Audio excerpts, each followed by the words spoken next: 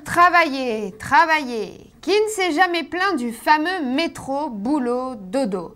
Se lever le matin, tôt, prêt à passer sa journée dans des salles illuminées au néon, monochromes et tristes, planté devant un ordinateur et n'ayant pour repos que l'heure du déjeuner, souvent dans une cantine peu appétissante et pas vraiment gaie.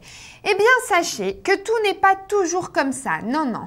En tout cas, pas dans bon nombre des grandes boîtes tech des États-Unis. Piscine, salle de gym, boîte à idées, décors minimalistes et colorés et même toboggans sont au rendez-vous. Vous ne me croyez pas? Eh bien, restez bien attentifs à cette petite dose. Moi, c'est Osiris et vous êtes sur Mobuzz TV.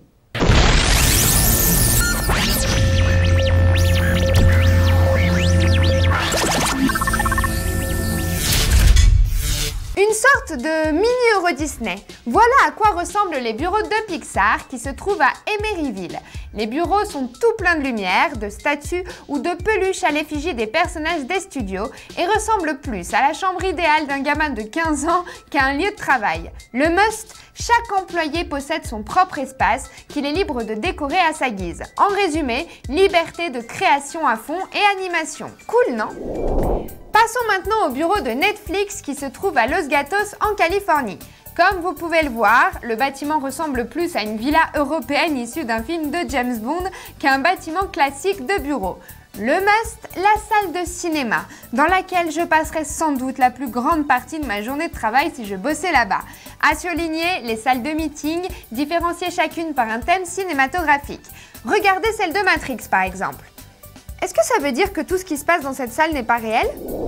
Et bien sûr, le must du must, les bureaux de Google à Zurich, dans lesquels travailler est sûrement une grande partie de plaisir. Regardez, niveau mobilité, un toboggan permet de passer entre plusieurs étages. Des barres, similaires à celles installées dans des casernes de pompiers, sont aussi disponibles. Un truc à passer son temps à monter et descendre les étages, quoi. Beaucoup plus sympa que le classique ascenseur saturé de gens mal réveillés et de mauvais poils. Un souci avec son ordinateur? Voici où l'amener. Café et sirop sont disponibles en attendant que la réparation soit achevée. Je suis sûre que plein d'employés ont abîmé leur ordi exprès plus d'une fois. Pas vous? Pause réunion ou simplement envie de partager vos idées avec vos camarades? Pas de problème, des tableaux blancs sont disponibles un peu partout, comme le dit un responsable de Google, car les idées ne naissent pas qu'au bureau. Et puis regardez les bureaux à proprement parler. Chaque employé dispose au moins de 2 très grands écrans. Il y a entre 4 et 6 oogleurs par bureau. Envie de passer un coup de fil sans être dérangé? À chaque étage, des petites cabines téléphoniques permettent d'effectuer des appels privés. Mal au dos et envie d'un massage relaxant entre dossier et dossier? Pas de souci, des masseurs professionnels exercent dans cette salle et dans celle-là se trouvent des sièges massants qui se contrôlent avec une télécommande avec en face de vous un petit aquarium tout mignon.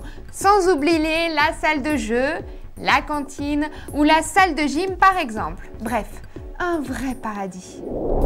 Mais Google ne se contente pas de son bureau de Zurich et se paie une petite gâterie en achetant l'édifice où il était locataire à Mountain View en Californie pour la modique somme de 319 millions de dollars US.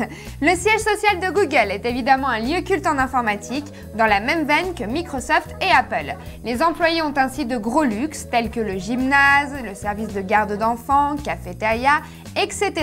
Je crois que les photos se passent de commentaires. Et sincèrement, je pense que tout chef d'entreprise rêve d'acheter son propre building à 300 millions de dollars.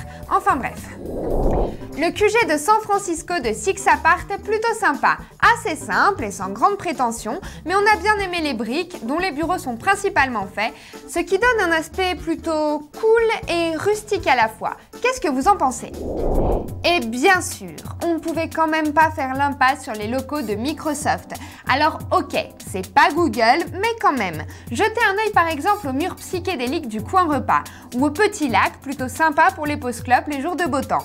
La cuisine a l'air pas mal non plus, et puis quand même, ils ont toujours droit au baby-foot. Pas de quoi se plaindre quoi. Non, il ne s'agit pas des décors de Minority Report, mais d'une agence de pub dont les bureaux se trouvent à Austin. Perso, j'adore l'architecture plutôt cubique des bureaux, vraiment sympa. Et mention spéciale pour les espèces de grandes boîtes à penser. Idéal pour trouver de bonnes idées et se relaxer. Je devrais le proposer à Anil, tiens, voir ce qu'il en dit. Et puis dans le genre totalement futuriste et spacieux, les bureaux de Red Bull, qui eux aussi possèdent leur propre toboggan et une structure plutôt originale et, comment dire, très géométrique. Moi j'aime bien.